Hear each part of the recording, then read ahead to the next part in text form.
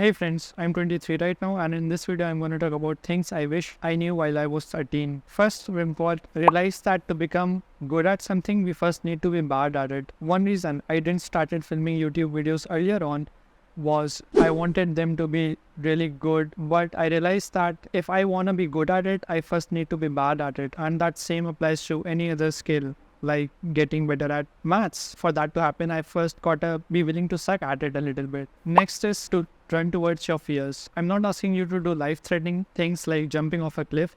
The fear I'm talking about is like, let's say you're afraid of maths, then I want you to do more of it. Or let's say if you're afraid of public speaking, then I want you to put yourself out on the stage. If you're afraid of filming YouTube videos, film them, no matter how crap they might turn out to be like. If you're afraid of talking to the girl you have a crush on, then I want you to go approach her and talk to her. Next is be biased towards action. A lot of times we think that, hey, now's not the best. A lot of times we think that, hey, now's not the best time, and that there will come a time in future when maybe the stars have aligned and there would be this perfect situation in life where I would be learn that particular new skill, or talk to that girl, or film YouTube videos, or do XYZ or whatever. But dude, here's the thing. There is no such time as perfect. The best time to do that thing was 10 years ago, and the second best time is right now. So might as well do it. A big reason that inhibits us from taking action is we have a very high bar for ourselves. So I want you to lower down that bar for yourself. Lower down the bar really low, so low that it doesn't inhibits you from taking action.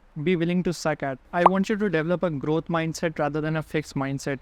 Let's say you want to learn to play a new instrument, or you want to get better at maths or any other thing. Then there are two ways to think about it. One is that, hey, this is just the way how I am. I'm either good at it or I'm either bad at it. But that's what we call a fixed mindset, which isn't great. The other way to think about it is to realize that our skill set is dynamic rather than static. It's not that we are either good or bad at something. It is that we could always get better at stuff, and we could teach ourselves new things and become better at it. That's what we call the growth mindset, and that's what I want you to embrace. Next is I want you to realize that there is nothing inherently wrong with you as an individual. If you are trying out something and if that particular thing doesn't work out, then that doesn't mean that you are inherently wrong as a person. It's just that when we fail at something, it is our strategy that is at fault and not our individual character. So you could stop blaming yourself and start reconsidering your strategy. Realize that our personal worth has got nothing to do with it. Next is use Anki. Anki is an application based on spaced repetition that helps us retain things that we have learned already. Normally what happens is when we learn a new thing, and if we do not revise it, then we are going to forget it eventually. So the obvious solution that comes to our mind is that, hey, you know what, let's revise it every day.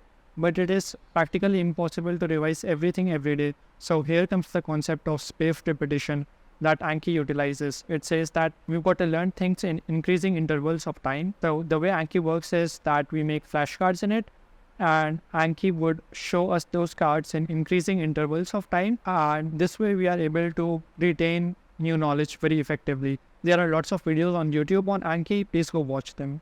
Next is to practice stoicism. Particularly one principle of stoicism that is very helpful is to not worry about things that you do not directly control, and to worry only of things that you do directly control. For example, let's say you have this desire to be a part of that particular peer group in school or college or whatever.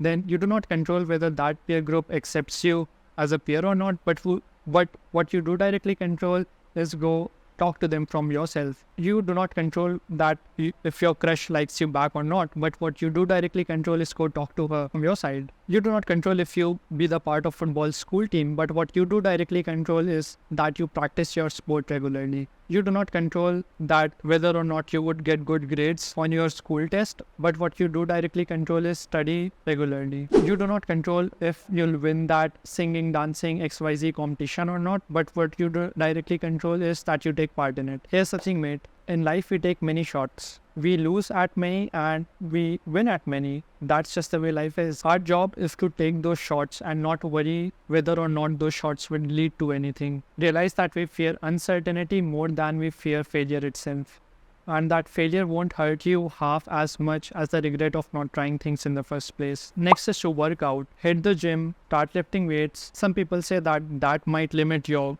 growth if you were to lift weights early on, but that's just bullshit. In fact, the opposite is true. If you were to like start weight training early on in age, even like when you're 11, 12, or even younger than that, as long as you're taking proper care of your nutrition and your technique, then that would benefit you a lot. Like weight training increases your bone density, makes you live a healthy life, and of course makes you sexy. So yeah, hit the gym, take care of your nutrition, take at least 2 grams per kg body weight, and sleep well, eat healthy. That would go a long way. Next is to read books. I say this because reading books helps us become more self-aware. It makes us question our beliefs and helps us realize that, hey, wow, that's an interesting way to think about certain things in life. Next is to realize that a lot of stress in life comes from taking things way too seriously, like talking to a particular stranger or becoming part of a peer group or getting good grades on a subject. Realize that you don't have to take everything too seriously because that will overwhelm you. In fact, what I want you to do is be sincere about it rather than serious. What I mean by sincere is when we are sincere, we try to enjoy the process and not worry so much about the outcome of our actions. But when we are serious, we are worried about the outcome of our action, and outcome is something that we do not directly control. So I want you to be sincere and not serious. When we are sincere, we enjoy the journey. So do not stress out if a certain thing does not turn out to be your way, and try to enjoy the process.